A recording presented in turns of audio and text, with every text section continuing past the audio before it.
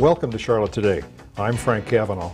As we enter into our golden years, we become concerned about the quality of medical care that we will experience at the end of life. We are concerned about losing control, about unnecessary physical and psychological pain, our dignity, and the question of prolonging life when medical care seems futile. Perhaps healing a person does not always mean curing a disease. And while some of us will have no control over our death, others of us can and will. Our guest today is Bonnie Harvey. She is a registered nurse. She has a master's degree in health services, and she is concerned with the legal and the financial and ethical implications of providing care to persons with a long-term illness. She is the president of Hospice of Southwest Florida, which is one of our nation's largest hospice programs. And Bonnie, thank you for taking the time to be with us. It's my pleasure. If we could say there is such a thing as a good death, what would that be? I believe there is a thing called a good death, but it would be defined by the individual. And that's why hospice is really intent on finding out what's important for you as your life comes to an end. We realize there are survivors too, and that they should be involved in that description of what's a good death. I think one of the elements of a good death is completing your life's work. And that's why, with hospice involved, someone may actually spend the time to say to you, what is yet unfinished in your life, and how can we help you reach those goals or come to some sort of closure? How could I be sure that the wishes that I have about my death will be honored? When you're asking that question, Frank, I'm going to assume that you're talking about the medical part of your death. Yes. And I think the answer to that would be sure to, number one, put your wishes in writing. You have to do that after a lot of consideration about what is important to you. Do you want to be kept alive at all cost? Do you want to be told when it's time for you to face the fact that whatever your illness is no longer curable, but controllable? And with that in mind, put your wishes in writing. Some people would like to be kept alive on a ventilator as long as possible. For others, that is just something they would never consider. Talk to people about it after you've used your advanced directives and written a living will. Share that with people. If you have taken the time to analyze that and put it in writing, it should not be in the bottom of a safety deposit box. It should be shared by your physician. It should be shared with your family so that they can make sure that your wishes are carried out if you're not able to speak for yourself. In the state of Florida, we would also ask you to follow the laws of Florida and appoint a healthcare surrogate, someone who knows your wishes and will speak for you at a time when you might not be able to. If I have a doctor who tells me I'm terminally ill, is that something I should get a second opinion about? Well, I think that would be your choice. I wouldn't see any harm in a second opinion. I think the psychological shock might really set you back, and you'd want to talk to someone that perhaps beyond the physician, who might be a counselor, a spiritual counselor, and family members, so that you can talk about what you want after you come to the realization that you've been told you're on the final leg of this life's journey. If they wish to put me in the hospital, should I be asking why I'm going there? Oh, I would think so. I think that's just part of being a good consumer. With hospice involvement, there's actually someone else who can be a patient advocate for you. And early on we'll say, what do you want? How can we help you accomplish this? And most of our patients are able to spend their final days in their own home because that's where they wish to be. Is there a proper kind of timing for making that decision? I mean, how long do I wait, and who helps me make that decision? There is an admission criteria for hospice, and that is that your physician believes that you're looking at the last 6 months of your life. And there are people who are concerned that if someone tells you that you have 6 months left to live, that it's a death sentence. In fact, it's an estimate. And what it does is give you some time to really focus on those things that are important and communicate to others what you would want. I would say that that's not a death sentence at all. In fact, it's kind of a call to arms to do the things that are important in your life. What we actually experience in hospice is that people come to us when they're more in their last 30 days of life, and at that point to try to accomplish all those unfinished tasks as well as look at physical comfort can be a marathon. So I would say the earlier the better.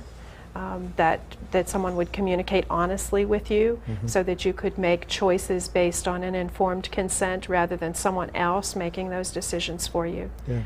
You asked too who to talk to about it. I think a physician is the place where you're going to get that best medical information, a second opinion if that's important to you, but the other people who are important in your life, because facing end of life is not just a medical decision. It's a psychosocial decision. It's a spiritual issue. It can have some financial concerns. So to make sure that you talk with experts in each of those areas would be very important. In the hospice program, what kinds of skills will people there have for me? Okay. Hospice uses an interdisciplinary approach for the reasons that I just mentioned. We're not all experts in every field. But in hospice, our main concern is that our patient is comfortable physically, spiritually, psychosocial issues controlled. So you would find experts with each of those disciplines in their background. Registered nurses would go and visit the patient and see how comfortable they were physically. They would instruct the caregiver how to take physical care of a person who's dying.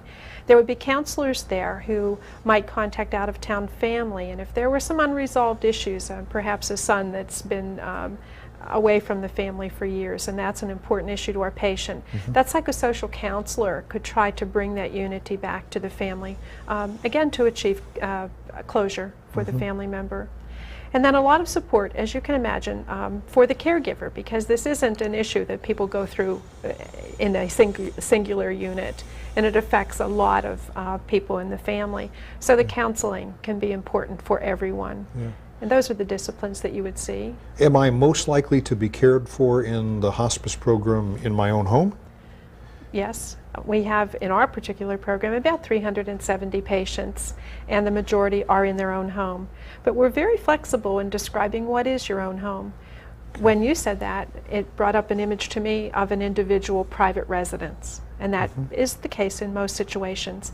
Hospice can also be involved in care if your home is an adult congregate living facility or a skilled nursing home, and we even have patients that we admit who are in the hospital.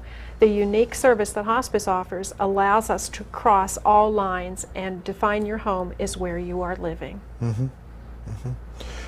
One of the key issues I guess I would be concerned about would be not dying a painful death.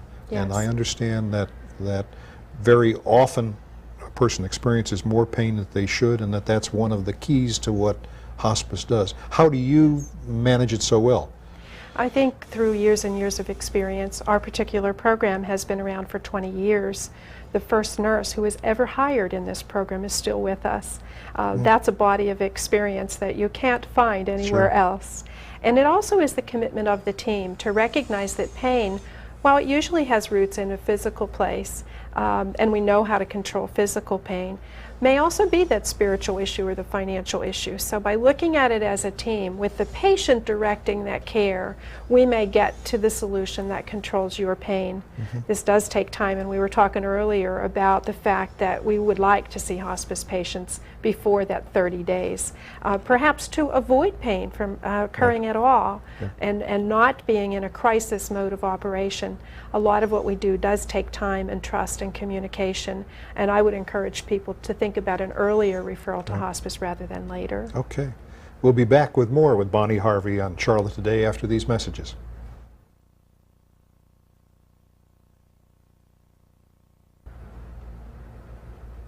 We're talking with Bonnie Harvey about hospice, and we were talking about the very good and special job you do in managing pain.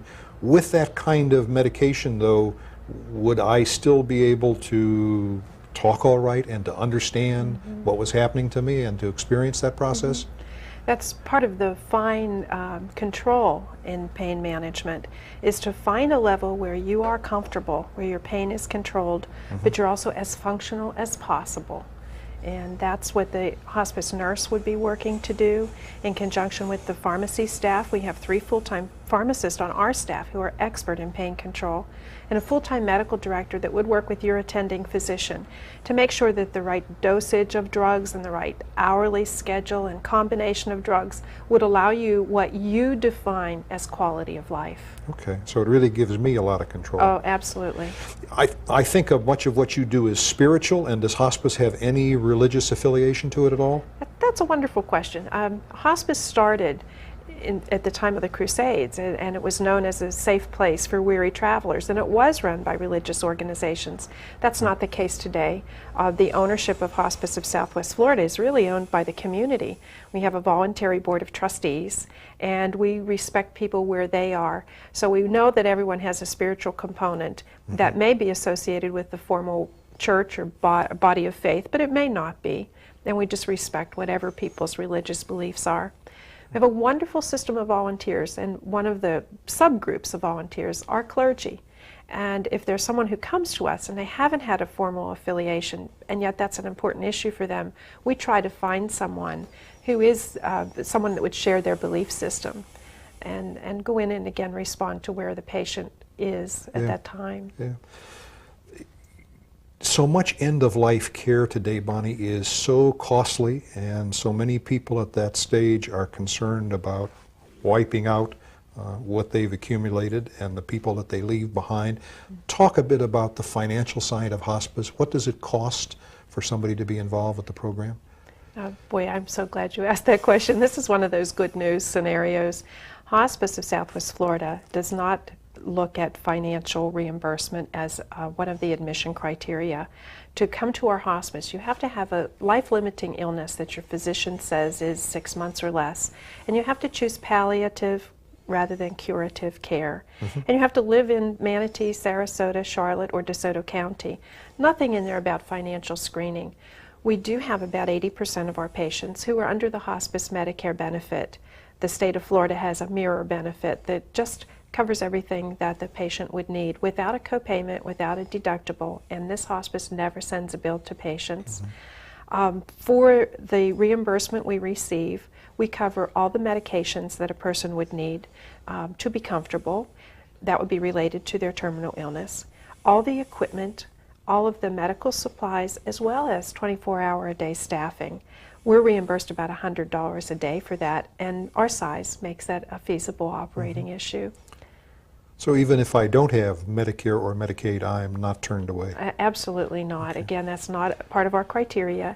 If you have funding, we will accept whatever they pay as 100% payment.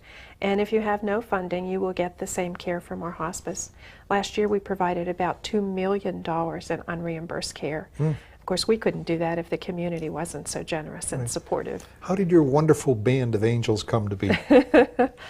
It was a volunteer effort.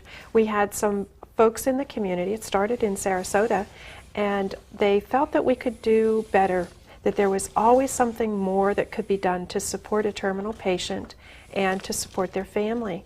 So Sarasota Memorial gave us this first nurse that I mentioned earlier, and they gave us some space. It was actually a closet, but we used it as an office, and that was in 1979.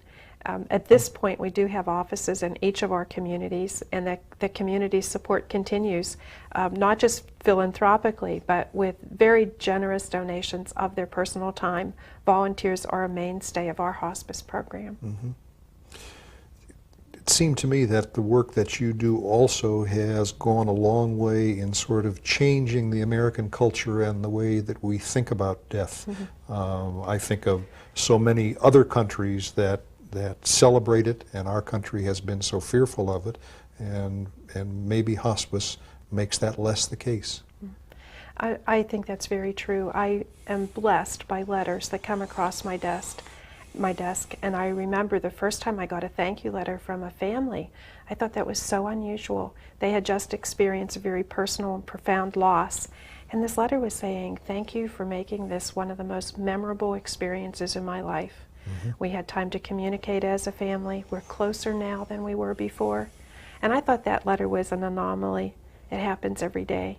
I had a letter from Japan, a lady who was writing because her mother was in one of our hospice houses, and she was only there for 4 days. And yet this letter talked about the loving care that her mother received, that her skin was cared for, that her hair was combed, that she had a meal that was lovingly prepared by a volunteer, and that this lady and her sister were able to sit side by side with their mother on the screen porch and watch the 4-year-old grandchild play in the woods. And her words to me were, "Thank you for letting us be."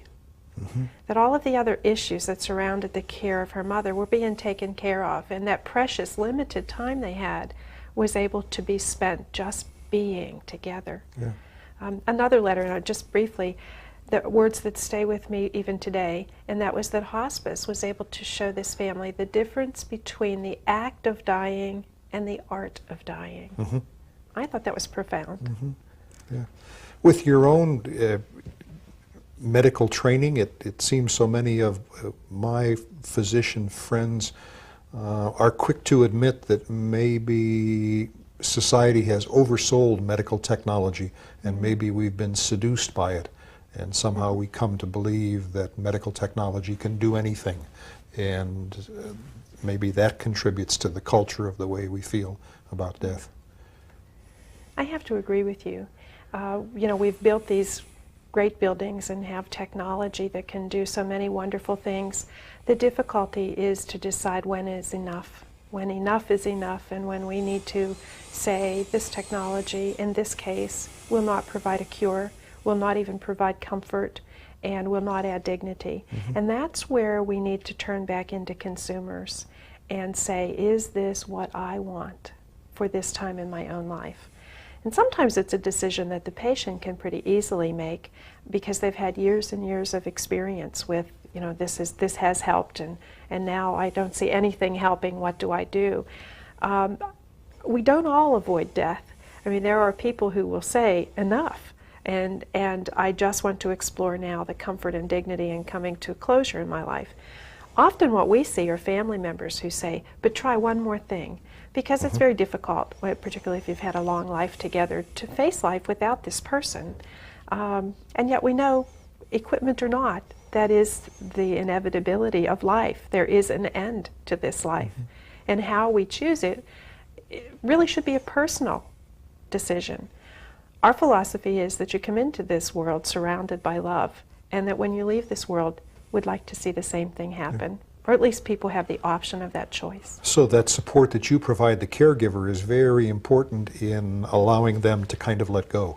I think absolutely and accept critical. It, rather than to feel guilt for what is happening or what they haven't done for that person through their life so far. You're right. And you know, I think that's one of the things I hear from the hospice staff as well.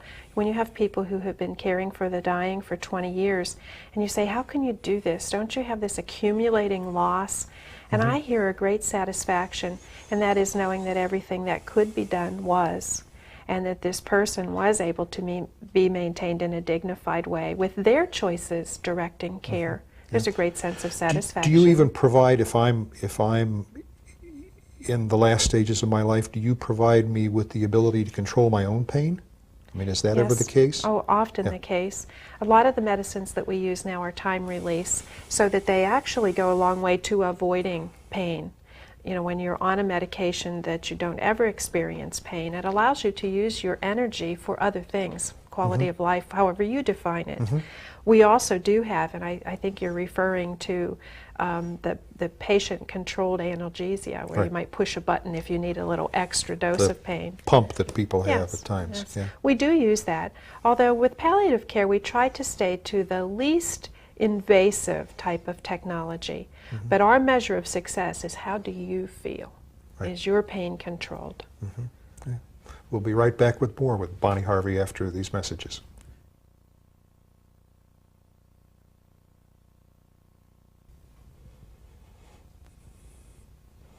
Welcome back to Charlotte Today. We're talking with Bonnie Harvey, who is the president of Hospice of Southwest Florida.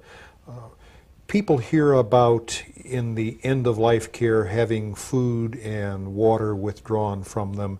What happens in that process? Does that person suffer? What does that feel like to go through that? That's an excellent question, and it's one that we often hear from families. My mother isn't eating, how can I get her to eat? And the real issue is, why is this person not eating? And it's a very normal function of our bodies to require less food. There's less energy being expended, and as part of dying, the body really slows down before it stops, where it doesn't require food, and the fluids that are needed might be more for comfort. There could be someone taking a sponge and wiping lips, or using a swab to swab the mouth. And of course having ice chips available, not withholding it, but giving it when it's asked for. And that really can provide for a more comfortable death. If you think about it, if you just keep putting in food and fluid and the body's not using it, it has to go somewhere. And for the fluid, sometimes that's what contributes to what we've always called the death rattle. That more uncomfortable death, it can add to a struggle for breath. So I think we need to be technologically advanced and yet simple enough to listen to what our own bodies say. And if somebody doesn't want food or fluid, we need to respect that and watch them for their own comfort level. Good dying seems like an expensive process. Does hospice have a hard time with the financial end of it? You just asked the best questions. No, I think hospice is one of the most cost-effective ways of taking care of people at the end of their life. And the reasons for that, I think, are primarily two. One, it is home-based care. So you don't have the cost of an institution to run. You stay in your own bed with your dog at the foot of the bed and perhaps your grandchildren there. And secondly, volunteer intensive, so that we do have volunteers who give their time and supplement our paid staff. The other advantage that our local hospice has is size. The average hospice in the United States has about 40 patients a day. Well, when you have 10 times as many, you really can be more cost efficient in your purchasing and use of staff. So we're really fortunate in this area that we are able to cover our cost and even have money for those who are unfunded.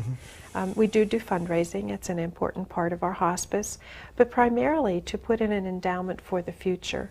If there would be a change in Medicare reimbursement, for example, that would affect 80% of our income, that could be a time when we would have to re-examine our policies. We said earlier we never send a bill to patients, but we do want to stay in business, so the donations are an important part of our fundraisers. Again, we talk about being cared for in the home, but you have now several hospice houses, and you're in the process of building one in Port Charlotte as well. That's right. And those are for what kind of different situations? Well, they would be for patients who either have no home, and we do have some patients in that category, or in a situation where their caregiver would be unable or unwilling to care for them in their own home. It's one of the tools that we can use, but our primary focus is still, where do you want to be? And if it's in your own home, we sometimes can use volunteers or out-of-town family, or schedule our staff, or even put in paid staff to keep you where you want to be. If that's not possible, one of the other tools we have are our 6-bedroom hospice homes. They're beautiful places, but they are a last resort. They are not hospice. If I want to be privileged to assist the dying, can you use the volunteers, and what's required of me if I'm interested in that? Yes, and if you do, we'll sign you up today.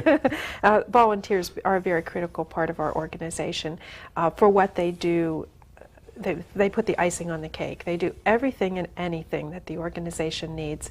About half of them do patient care. It might be going to sit with a comatose patient to allow the caregiver time away. It might be in a situation where there's a young family where they have a dying child and a healthy child. A volunteer assignment could be to take the healthy child to the movies, something that anyone can do. And office work is another area where we always need assistance. We need deliveries to the patient's home. There is a training program so that you would know about hospice, to know what we offer and how comfortable you would be. It really helps you find your own values. Yes, yeah. Okay, we have a graphic, I think, with a phone number for you, and it is a central phone number for Hospice of Southwest Florida. It's 941-923-5822. And Hospice of Southwest Florida covers Charlotte and Sarasota and DeSoto County. And if you were to look in your local phone book, you would find a number for hospice. But if you want to call this number, they would refer you to the right office who would be able to help you. Bonnie, we want to thank you very much for being with us today. And perhaps when the the Hospice House in Charlotte opens, we'll get together again to talk about that. Often the way that we die is not a coherent ending to a meaningful life, and death can be a very fitting chapter to that story. And when medical science can no longer add days to your life, hospice can go a long way to adding life to the days that remain. With hospice, you will have control, you will not experience pain, and you will know that you will not be abandoned. For Charlotte Today, until next time, I'm Frank Cavanaugh.